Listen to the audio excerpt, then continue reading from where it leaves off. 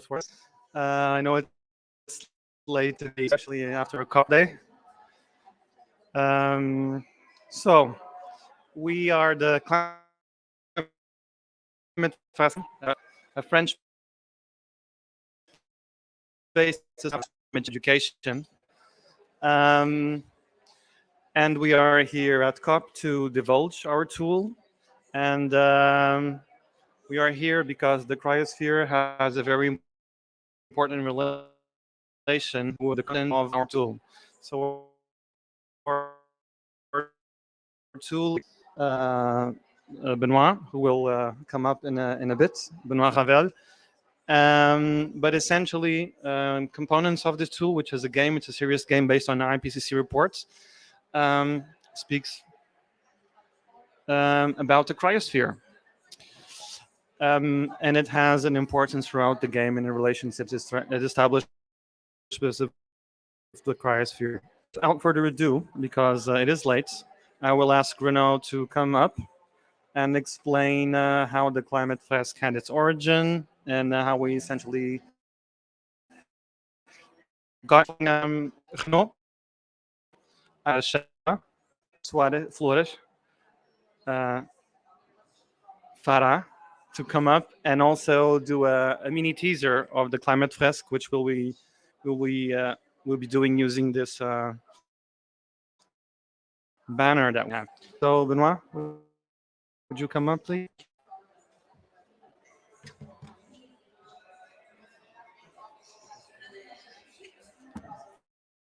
Thanks. Seeing the PowerPoint.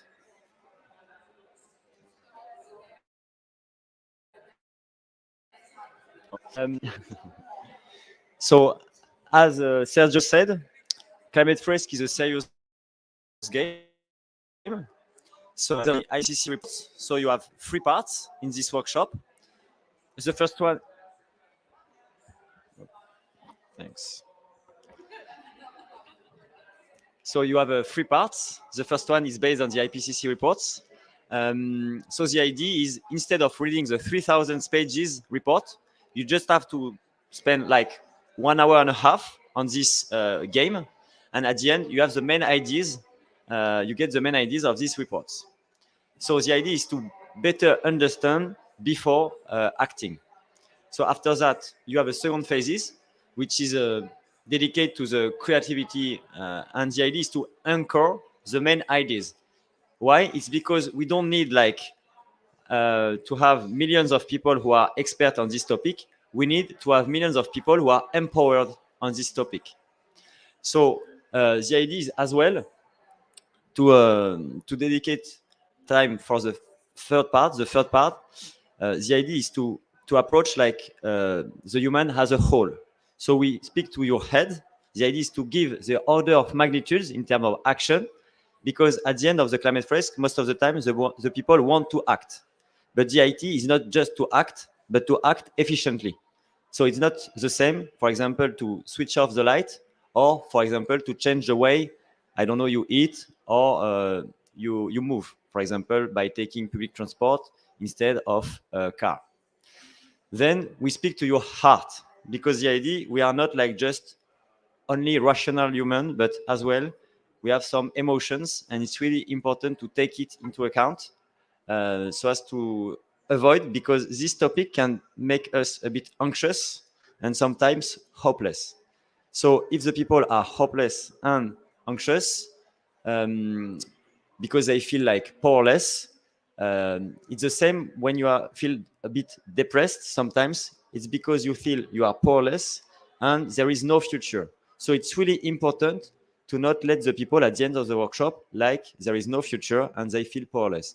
So that's why the first step of the last part is dedicated to the action. So we speak to the hands. So so that's it for the different parts of the workshops. So in terms of figures, it's important to have in mind that 3 years ago there were just like 2,000 participants, and now 500,000. And how we did that? It's because it's really simple to become a facilitator. You just have to follow a 3 hours workshop, then you follow a 3 hours training, and then you can do it in your country, for your colleagues, for your, I don't know, for your family. Because it's really important to have in mind that this great tool can be used both for politicians, for companies, and for civil society. And as I said before, like because it's really simple to become a facilitator. 3 years ago, there were around like 100 facilitators. Now it's 30,000. And another idea is really important to speak the language of the people. For example, I don't know, I'm I'm good to facilitate the workshop for top level companies, but maybe not for people who live in another country. So that's why our workshop has been translated in 45 languages. So it's possible to facilitate this workshop in Chinese, in Portuguese, etc. The idea is, for example, a Chinese person is much more impactful when he will do this workshop for Chinese people. And finally, I can add some elements. Yeah, a main point as well is the idea that you do it as a team because it's based on collective intelligence. So because you do it like as a team, you spend a good time, and it's really much more easier to do it instead of doing it like alone.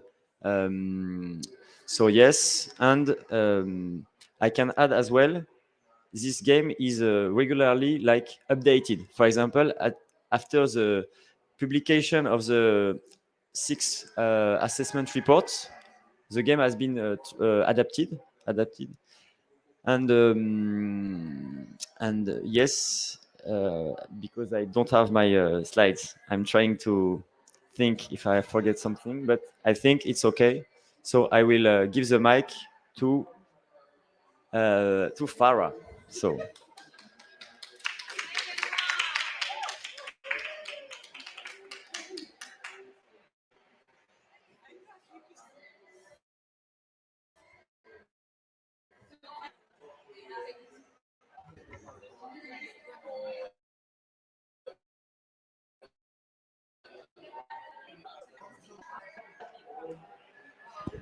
Do I?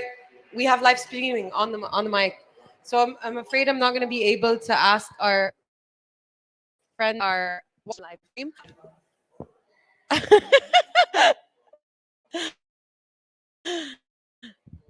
So my first question is of game. So I'm going to ask you guys to actually speak up. Your collective intelligence will answer a lot of the questions. If there's something that is misinformed or needs adjustment, we can always redirect. So yes, that means I will be picking on the people in the back. So tell me what you guys already know about the greenhouse effect. What is the greenhouse effect? And the cryosphere is very, very important when we speak to the greenhouse effect.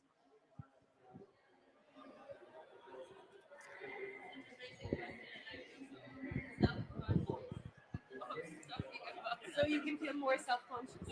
Just speaking to the microphone.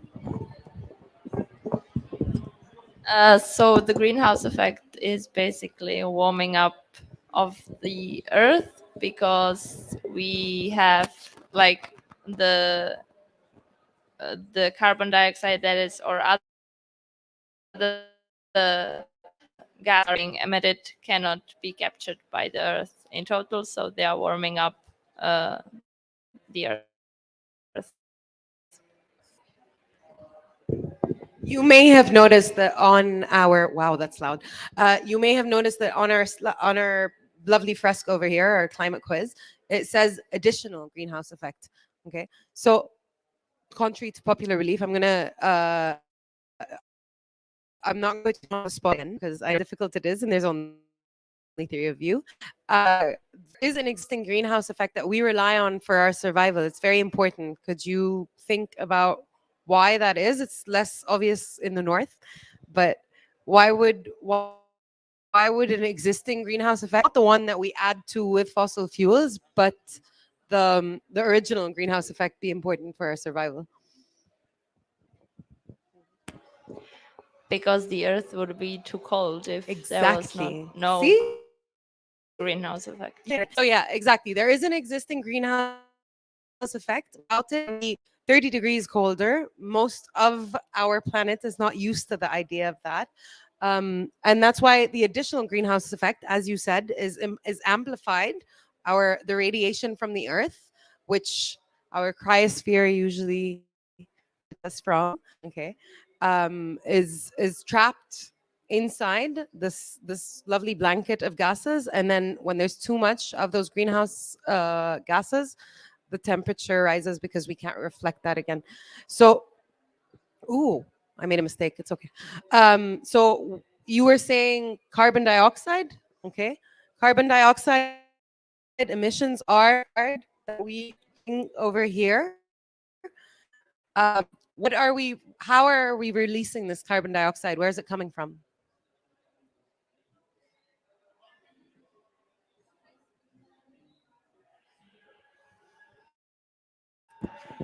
Yes.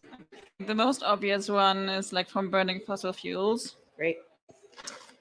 So yes, that is true. Burning fossil fuels releases the most carbon dioxide, but it's not our only source of greenhouses, right? Great. So our fellow earthlings and us, when we breathe, we create carbon dioxide. The earth never really had a problem with that. So why would there be an additional of greenhouses that creates this greenhouse effect? What is happening here that is disrupted, that has this out of balance? There's a very hello. Maybe you can pass it to the rest of our group since it might be relevant. Okay, so in our atmosphere, we have carbon dioxide. Its concentration is going up, and that is raising additional greenhouse effect. What usually keeps what usually keeps our carbon dioxide under wraps? What usually keeps it from becoming a problem? That's the true problem. I think it's deforestation. Yes. So deforestation, forests are one of our big carbon sinks. Okay. Releases the forests, and then we have, so it never balances gets the chance to balance our CO emissions. Okay. What is the biggest driver of deforestation globally? Anyone? I see the right answer just with your face. Go on. Agriculture. Yes. All right. So yeah, exactly. Agriculture is the biggest driver of deforestation, and that is why we can't store that carbon. So what happens when we have an additional greenhouse effect? We said it earlier. Those gases get trapped, and what happens to our Earth? Yeah. Temperature rise. Great. So our temperatures rise. Okay. I'm so not used to the clapping. Okay, so the temperature rises, and what effect does that have as a roll-on effect? Yeah, yeah. What happens when the temperature rises? Désolé, je parle pas. In French. Ok. Hausse de température. Mhm.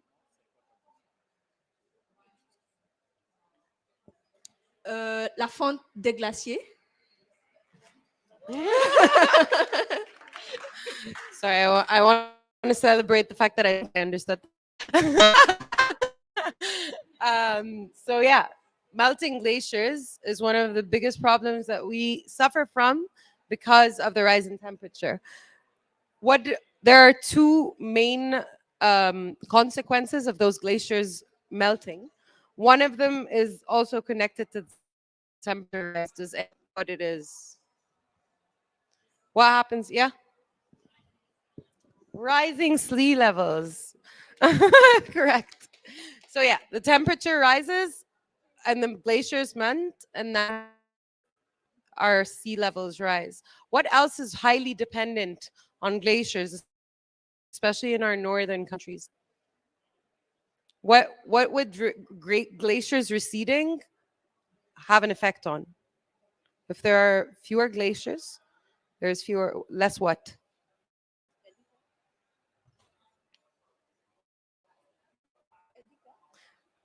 Super important in the north. Any northern participants that want to give it a go? C'est la biodiversité marine. Okay. So sea level rise, melting glaciers does have an effect on the disruption of biodiversity, marine diversity, but it's not the one. The Fresk is La submersion. the Fresk is very complicated at this point. Usually there are way more cards open, and that's one of the challenges of the quiz. And one of the strengths of having some divergence that we see the first effects in different ways, right? So that's usually something that comes out in a full Fresk that unfortunately we still haven't been able to reveal in a quiz. The focus that we're having here is on freshwater resources. So freshwater resources, especially in the north, are very much tied to glaciers. I'm Egyptian. I'm one of the Egyptian facilitators. This usually goes securely over our heads, like completely over our heads, because no Egyptian has a real understanding of what a glacier is. So usually as an Egyptian facilitator, this is not the focus of my facilitation, okay? Which is one of, again, the strength of this being facilitated game. So if we have a disruption in freshwater resources, there's a very obvious impact of that. Or what is one of the ones that you think is one of the most problematic? Guys, anyone? Droughts, exactly. And what do droughts have an immediate effect on? If we cannot irrigate, we cannot do it. Food supply. Exactly. So there's a definite decline in agricultural yields. So this is one of the streams that goes through the Fresk. Everything, as you can see, will be connected by our participants differently because they will see the most obvious relationships in different ways. And as we get further along, it gets much more complex. So the arrows that are drawn here are mostly hypothetical. There are a lot more.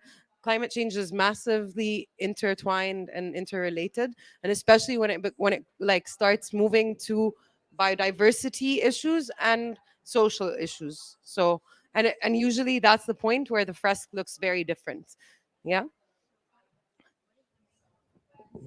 What is the main cause of all of this? Get here. There's one card over here that is very obvious. So agriculture is something that who does? Human beings. So yeah. So it shows a direct line between human activity, exactly. Human activity and all its unfortunate consequences. As Benoit said, we don't end the Fresk over here. If we end it over here, it becomes very depressing, highly motivated, and they're broken. Fresk usually is a 3-hour process. Usually goes through this. People then share their like how they feel they relate on it and their own stories, because a lot of the places where we play these games have felt the effects of climate change in different ways. And then we focus on their needs to be empowered and what the fate solutions are, what they do as solutions. So it helps people become more empowered to engage with the solutions that they feel they're best fit to do so. Anyway, thank you for your time and with putting yourself on the spot.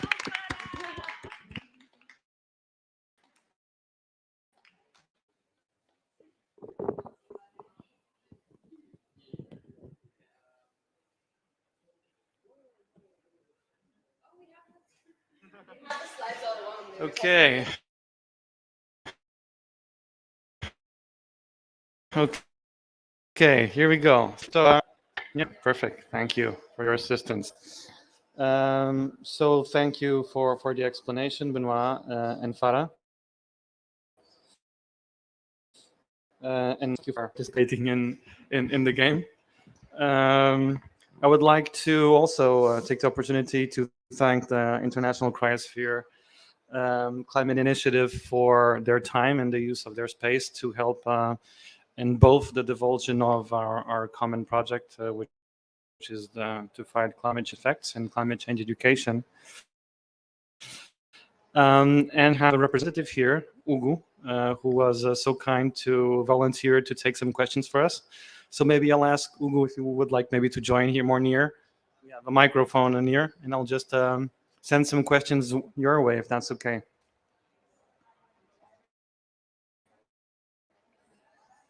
Would you like to introduce us shortly? So my name is, can you hear me? Yeah. My name is Hugo. I'm a glaciologist. I work in the French Alps and in the Arctic, and I study glacier stability. I think some of you have seen that in the past summer, we had some glacier collapse in the Alps, and we are trying to understand how glacier can collapse and how to develop systems that could prevent or speed collapse of the glacier. This so the narrative we community the rest of people climate change and irreversible impact of climate change. First, I'd like to thank you. You're right. There's two expressions that caught my eyes. And I'd like maybe to ask your comment about that. So relating to the cryosphere and the importance of the cryosphere, one of the that caught my eye was the cryosphere was like the canary in the coal mine. So like an early warning system for all the effects that we see in the other sides of the world, but an early warning system. And also a first guardrail, so a first line of defense. Expression maybe, and explain why. Yeah, so the first expression, the canary in the coal mine, means what we spot first. We call the glaciers the sentinels of climate, because sentinels are the first ones that could warn us of a coming danger. And the cryosphere shows the first sign of the impact of climate change. When you see a shrinking glacier, and this expedition, we have some 3D printing of glacier. Then you know the climate is warming, and it's not a local effect, but a global effect. So that's why we call the cryosphere the canary in the coal mine. But this affects glacier, but also sea ice, and all of the other components of the cryosphere. And something important to have in mind with this, so the canary in the coal mine, they used to put a canary in the coal mine because the canary would be the first one to die or to scream if there would be some gas leak. But the gas leak could be hundreds of meters away, and the canary would sense it. And that's the same for glacier. If you have glacier in the Arctic or in Antarctica, they are sensing what's happening at a global scale. So that's why it's kind of a two-way relationship with this metaphor. For the second one, which is guardrail, you see that guardrail prevents us from accident. Like the line of defense or a buffer for Yeah, climate change. you could call it a line of defense, or you could call it the first thing you're going to hit and damage, and you're going to crash on. So that's what glacier and the cryosphere are. So that's the first thing that is highly impacted, and that once you remove the cryosphere, once you remove glacier, then you affect water supply, you affect sea level rise, and then it's like you have no more guardrail, because then you have coastal erosion, you have change in food supply, change people, and these are irreversible changes at human scales and over decades. So it's kind of a guardrail, but you don't want to break it. So that leads me to still very alien to a lot of people. Of course, in this environment COP, the majority of us has heard about the planetary boundaries, Stockholm Resilience Center. Outside it, I would say it's widely unheard of. But here also in terms of boundaries, can we speak of boundaries? Is it possible already to, within the cryosphere, for you to speak boundaries that you might be traversing at this point, or irreversible thresholds that there we are not coming back from recovering at least the cryosphere, even though we might stabilize, I don't know, in the future the climate another way. Yeah, so new question, you have this concept of boundaries and this kind of thing. Mhm. Once we pass a certain threshold, then there is no coming back. Or at least there is a coming back. Let me give you an example. For the Greenland ice sheets, which is far, far away from here, maybe, I don't know if some of you have been there, but it's still affecting your life. It's still affecting Egypt quite a lot and the Nile Delta quite a lot, even if it's away. Important that is melting little by little. But if we continue, and especially if we go above the 1.5 degree, then the scientists and the scientific community shows that we're going to reach it. And that starts to not everything. And we call this like an irreversible impact because it will melt in maybe 50 or 100 of years. But if we would like to come back to the state that is now, we should wait thousands of years. So that's why we call irreversible impact. It's the same thing as, let's say, you end. It takes like 1 second, but takes weeks to recover. And that's the same thing for like the Greenland ice sheet and the cryosphere. Yeah. Or it might not recover at all, right? So we might get into a new equilibrium. Hopefully not your case. Let's be hopeful. Let's be hopeful. Okay. Yeah. So I loved what you said that if I understood correctly, correct me if I didn't. So what's happening in Greenland affects not denial. Was that what you said? Yeah, does affect. Yeah. Yeah, I like because it's very difficult regarding climate change, specifically the cryosphere, for us to expect towards a human scale. The immensity of the cryosphere is so big compared to our scale that's very, very difficult for us to understand. And so consequences. So as you advoke in your project, everybody should care about the cryosphere because the effects will affect us all and affect distant people. But as humans, if things are not close to the heart and not close to the eyes, it's to create movements, to create passions,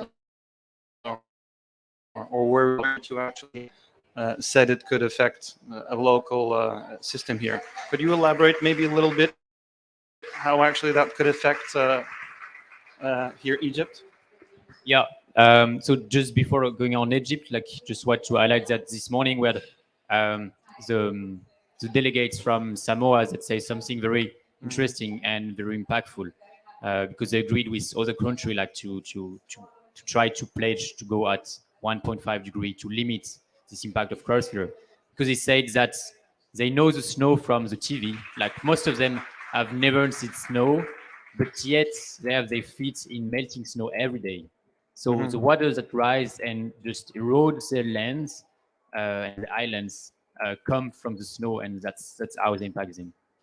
And if we go back to Egypt, we have a nice figure in one of the panel, and also some projections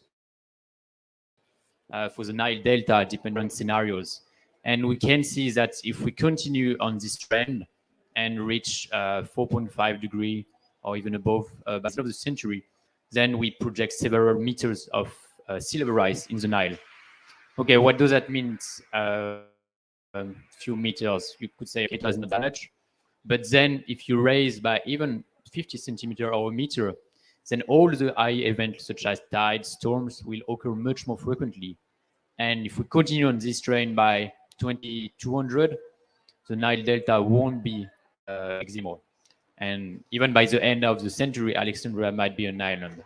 So it's really something concrete, and people are feeling it quite a lot in a lot of countries. What we are just pointing here is that the water that is submerging your city is the one that come from glacier and ice sheet, and that's why you should care about this. It's not like you should care about glacier because they are beautiful, and in Europe we like to go to the snow and have some ski. It's because all the water impact directly your way of living, even if. Thank you. Thank you for your answer. I was wondering also that, of course, there's tremendous misconceptions about the environment, about climate change specifically. And of course, as you know, so one of the objectives of Cryosphere Pavilion Cryosphere Climate Initiative and also the Climate Fresk is to contribute to understanding and climate education. Is there a common misconception about the cryosphere that normally people have that would like to refer or highlight? We could ask the question, what do you think about cryosphere, and you are not sure if it's right or if it's not. Like, even the word cryosphere is very to people. Even so here, when I told them come to the cryosphere pavilion, they were like, "What is the cryosphere?" And even people in the climate change sector and climate, so it's fine. Mhm. Thank you for that. I will answer to that, but is there other points?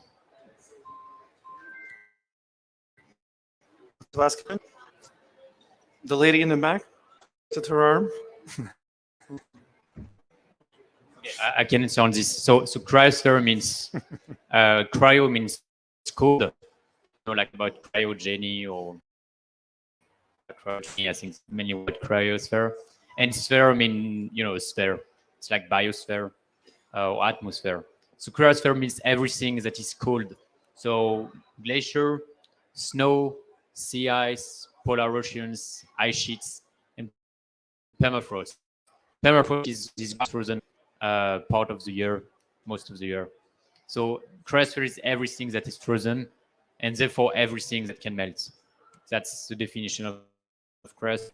And I think that's a good point that people do not really know what it means.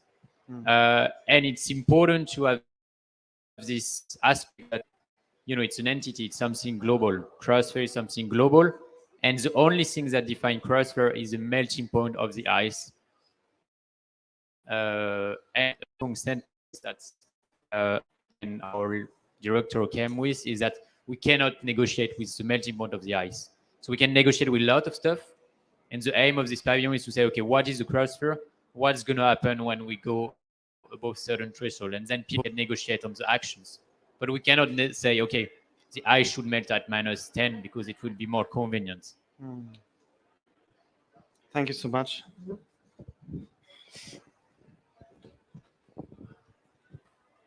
Just to piggyback off that, I thank you because I just learned something. So does that mean that cryosphere is literally everywhere because it's snow? I guess I had the misconception that was only in the mount, one, maybe not even in the mountains, like the North and the South Pole. So yeah, so that's my question, is just to clarify that. Yeah, so cryosphere can be everywhere. So actually, the Nile is I don't know the term, but like the source of the Nile is a glacier. We have some glacier in Africa, so you have cryosphere in Africa also. I think it is. No, I'm bad. I'm bad on news.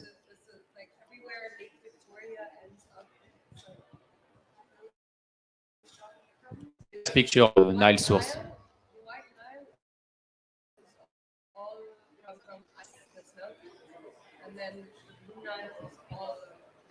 Yeah. And of course, snow, you have it everywhere also. And we talk a lot about tropical glaciers.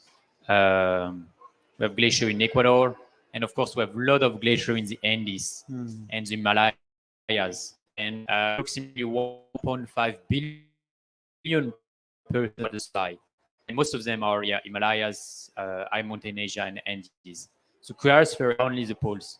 Of course, the poles is far, far away, but we have cryospheres that determine the life of people on a daily basis. I mean, the cryosphere everywhere determines the life of people on a daily basis, but more visually. Thank you so much for coming up and representing the International Cryosphere Climate Institute.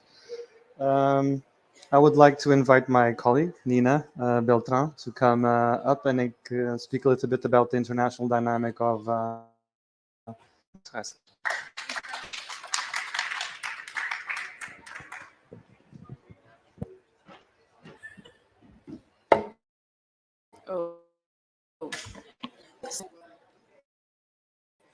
Thank you, Sergio. So I just want to present a bit about the Climate First International dynamic. I'll be quick, but I want to share with you three points. First, the global footprint that we have today as an association and a global community. Then how we can together scale up our presence and climate education in the whole world. And the third point would be how you can get involved very concretely today or when you go back to your country after COP. So first, the global footprint of Climate Fresk. So as you see here on the screen, Climate Fresk speaks more than 45 languages. That's for us a very important thing because it makes our game and climate education accessible to not anyone, but almost everyone on the planet. At least we hope it goes to anyone. And also, this is an important thing because we don't think that the climate change language is English. At COP, almost all people speak English and the negotiations are in English. But actually, and that's now I'm quoting one of our country coordinator from India, Imavati, who is used to say that the people who are the most affected by climate change in the world today, they don't speak English. That's why it's a real commitment from Climate First to be able to be translated in those languages. And so how do we work at the international level? We have volunteering country coordinators and communities in more than 50 countries in the world. And just to tell you a broad idea, so Benoit told you at the beginning that we have more than 500,000 people who joined the workshop before in the world and more than 30,000 facilitators. To give you an idea, among those 30,000 facilitators, more than 50% are outside of France. So it shows that we are very big in France, but it shows also that the dynamic on the international level is replicating very fast in all the countries outside of France. So that's the trend. And what is our goal? Our goal is really to train as many trainers, as many facilitators as possible. And so that the facilitators in their countries, the Climate First facilitators, can facilitate and are able to deliver the workshop, the Climate First workshop, in the local language back home. So that's our goal. And now how we can contribute all together to scale up this thing and concept. So we work actually with all types of actors. And when we say all types of actors, we mean like public offices, government, general audience, but also companies and schools. And schools and universities are a big part of the beginning of deployment of Climate First in some countries. So this is usually how it starts in a country.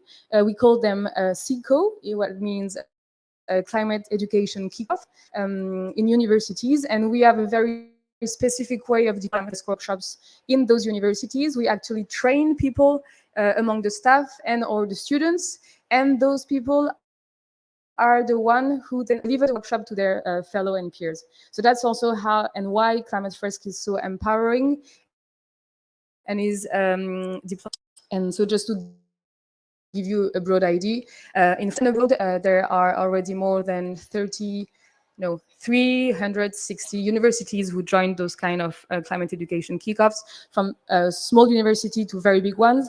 And also to give you a glimpse on recent achievements that we have, the University of Strathclyde in Scotland just won the Green Gun Award for UK and Ireland for the cycle they organized. And we also deployed a very large session of workshops at the Imperial College in London. So those were very big highlights, and those kinds of deployments are replicating every year and almost at every beginning of semester in very different countries. So that's basically the way we begin to have communities in countries. And now how you can get involved. I've seen in the audience some people who played the workshop this morning, so we are always very happy to have new people joining the community. What you can do is first try the workshop, and if you are still tomorrow here at COP, we can offer you a session tomorrow. I think it is from 2 until 5. At the Bellona Pavilion, so you're really invited to come and join. It will be in English.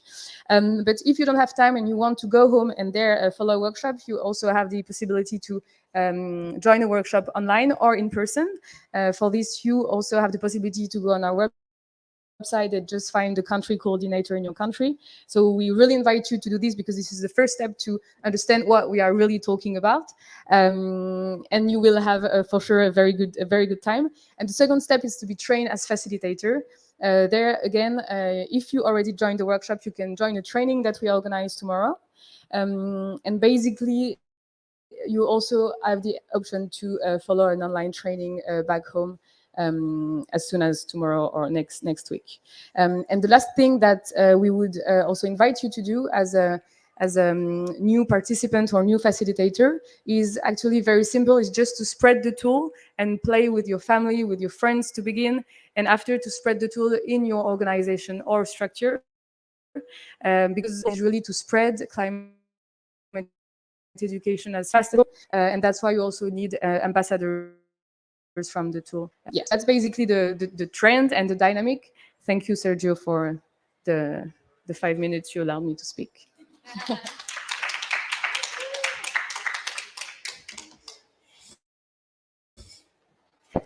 You don't need my permission, you know that, right?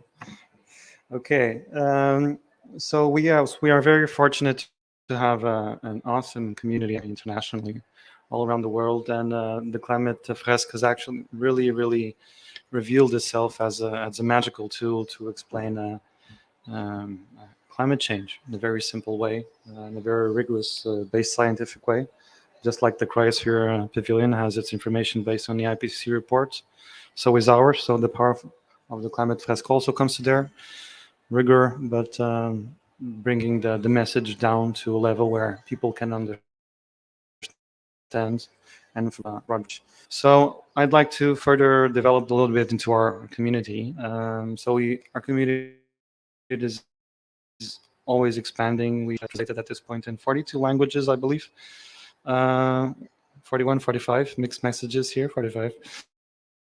And then over 50 countries also, I believe. And we have mentioned also before by Benoit, over 750,000, I believe Cedric mentioned the other day, of people who did the Climate Fresk. So for those who did the Climate Fresk today, welcome to this pioneering community. So bienvenue à tous à sa communauté. And so I'd like to ask, open the microphone to my colleague, me in the local community. I'm the representative from the Netherlands. Here we have 3 other representatives, which I will ask for, actually, who I will have to share their experience about their local experience with their communities and how Climate Fresk has helped develop those communities. And I would like to ask first Nancy, our country coordinator from Egypt, Nancy Musa. You come up and join me, Nancy. Yes, we can. Would the country coordinators come up, please? So, Nancy, how Climate Fresk, especially considering its community, has helped you through this learning journey, and also to start this journey in Egypt? Okay, thank you, Sergio. Okay, so Climate Fresk has helped us a lot because it's informal education, so it's available for everyone. One day at school, we bank. The next day we can public. And the tool is very scientific, yet very easy to grasp, and it's very attractive, as Farah was doing the demo right now. People are excited to do it because it's based on collaborative. So we just facilitate, and people get the chance to think for themselves, to decide for themselves, and to collaborate together. So this helped us grow Egypt, and the fact we just translated Climate Fresk in Arabic. So more and more people of the Egyptian community are trying Climate Fresk now, and it's going very well. We're spreading it in schools, cities, with the public. Thanks to many partners, the German embassy in Egypt, they're giving us a chance, Save the Children. We just made several workshops with them. So yeah, we're growing big and it's doing very well in Egypt. Thank you. Yes, thank you for that, Nancy. And this is no small feat that the fact is actually translated into Arabic. Of course, taking advantage to a wonderful environment. Just the fact that we have this tool now translated into Arabic really opens a myriad of potential, I wouldn't say markets, but people actually want us to come into their countries, and specifically because it's in Arabic, to help as an educational tool. And I'd like to now ask Shayla, the coordinator from Shayla Flores, the coordinator from the US, to speak to us a little bit about the US, which is also a special market in itself. Special manager, so market comes naturally. The word market. The States is a big community, a big territory, and so the challenges are also in that. We have a big community in the States, I believe, but of course, given the demand, the vastness of the territory, even a big community is relative. So I'd ask you a little about, how things started in the States, how also the community has helped you, and the state of the art, essentially at this point. Hello. We've been in the USA for now 2.5, 3 years. So we actually had a Fresker who went and lived in Houston, especially in Houston, trying to get the move. And it was really 1.5 years ago when we did an Earth Day event at a school. The thing that was important when we go into schools or any organization, bank, whatever, is that normal when we do the event. We want to train people on the ground. So in the school, we trained about 10 to 15 parents, teachers, active community members, and they played it with, it was between the ages of 10 to, it was for Earth Day about 1.5 years ago. And at this point, we were kind of struggling in the USA to get things going. We were maybe at 150 people who have played. And now we're at over 2,000.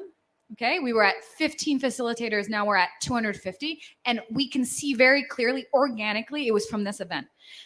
Because when we educate our youth, not only do we empower them, but they talk to their parents. So we had then businesses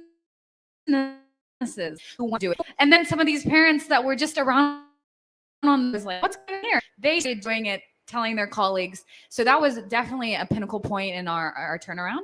And now we're seeing a big increase since the Inflation Reduction Act, which was voted in 2 months ago, where in the USA, it's becoming it's a bipartisan issue, and that actually everybody's happy, Republicans, Democrats. And I just want to ask the audience real quick, what percentage of it believes in climate change? We got 5 over here. 40 over here. 20 over here. 80%. So there's a review, look it up. Princeton did because they were so surprised that this law was so popular. And but of 8%, they believe that only 30 believe in climate change. So United States of Americans do not know. And so that's the most important thing as a coordinator. And what we do with this tool is we follow the facilitators. We give them the tools so that they can create these spaces to show that people care. Even in the USA, people care. And they are moving, and we're seeing definitely seeing exponential growth there. Mm-hmm, mm-hmm. Yeah. Thank you so much, Shayla.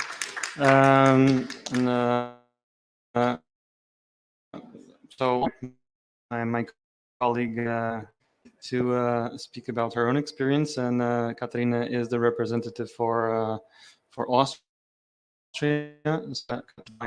Of questioning, can I ask to? Yes, very happy to do so, and I would actually like to start with my very personal experience of the climate fresk. I'm not at all of the climate science or environmental background, so what am I doing in the climate fresk or COP movement? I studied communication, translation, French, English. It was actually this studies that brought me to Paris for my Erasmus exchange. And even though I was already a climate activist, I didn't feel like I was really part of the movement because I didn't have the knowledge. I couldn't explain the greenhouse effect to you. Yeah. So I went to Paris, and lucky me, in the newsletter of my university was written, "Come and join a climate fresk to learn all you need to know about climate." I thought, thank God, that's exactly what I needed. So I went to this workshop and finally got all the knowledge in a very easy, fun, and interactive way, right to me, presented in this visual way to actually make click in my head. And I finally had this knowledge also, not only for me to stand and act differently, but also to share it. So from being a participant, I became a facilitator, and then even an intern at the Climate Fresk organization. And after half a year of being an intern at the Climate Fresk, I went back home to Austria with a tool in my hands and went back to Vienna and built a community. So the first thing I actually did was, I guess what every fresker did first, invite your friends over and do the Climate Fresk with the people you know, you trust, and actually feel comfortable enough to do a Climate Fresk.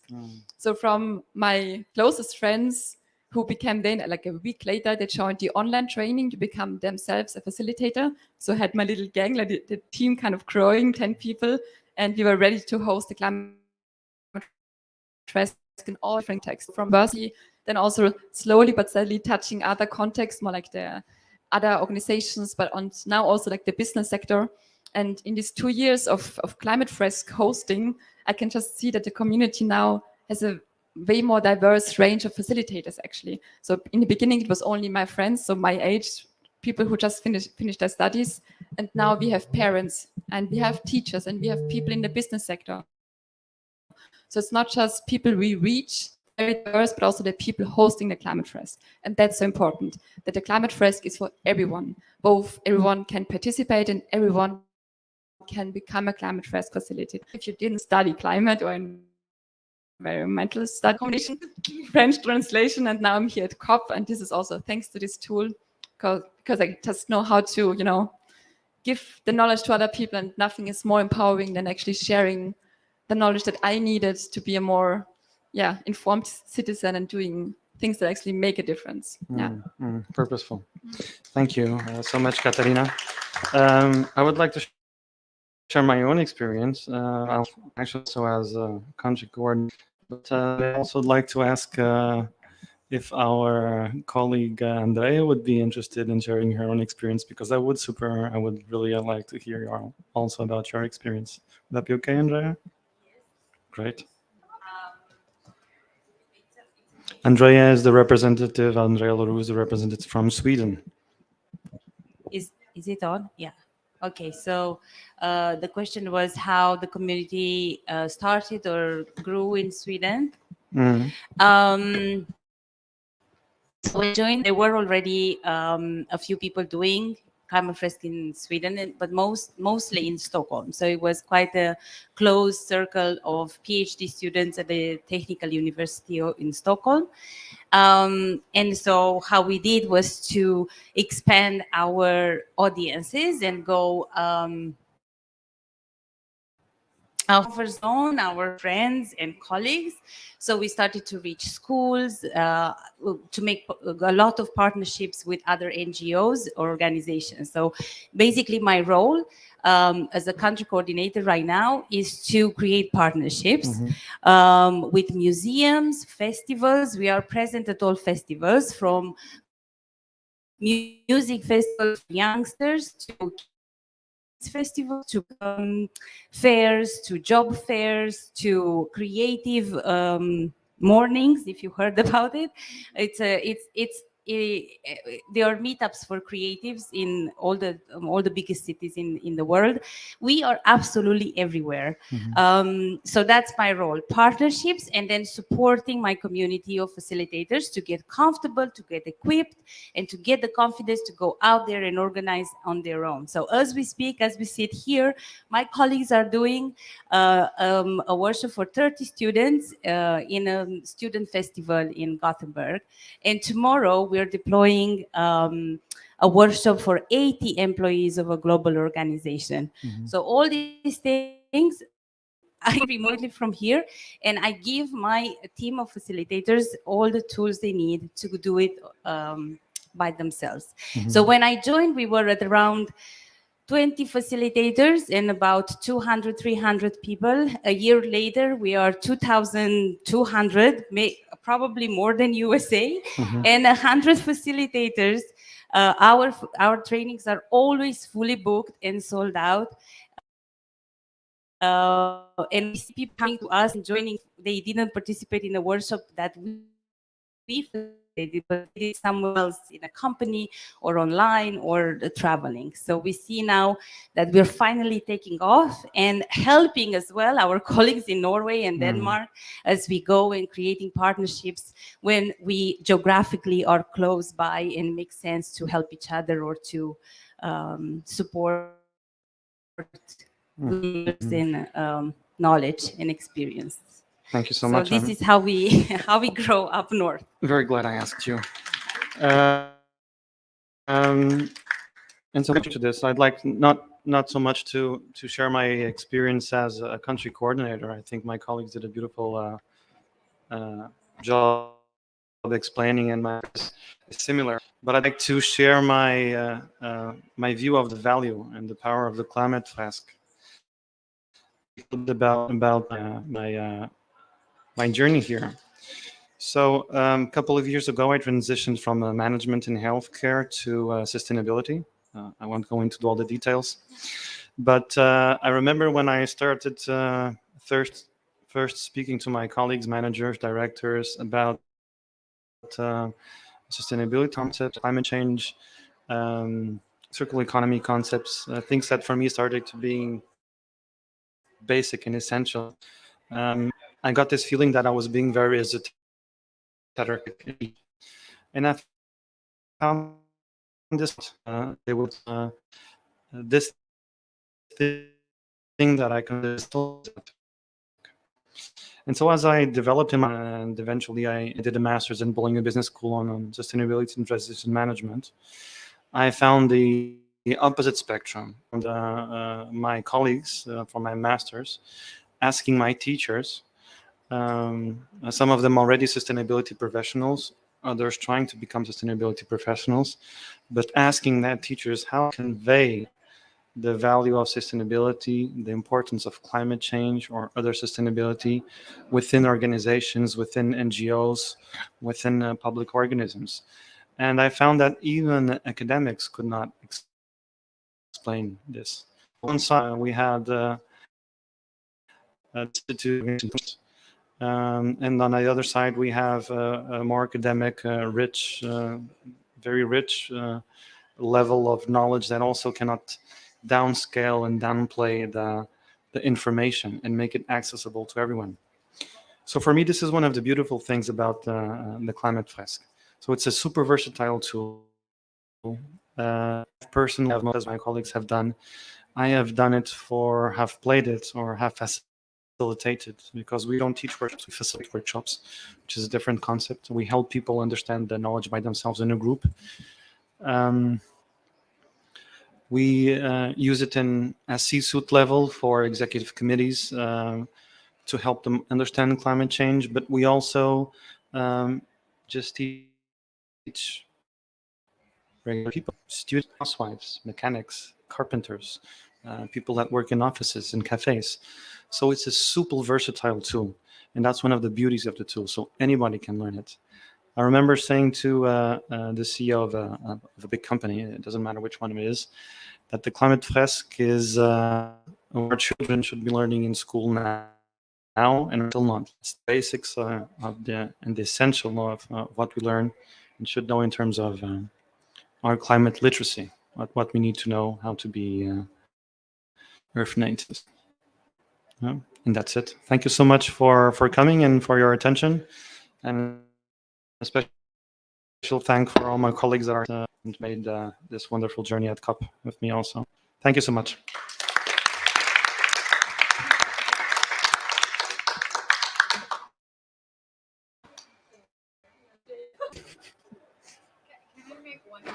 Of course, you can make 15 minutes of comments if you want. Go crazy. Just real quick, one of the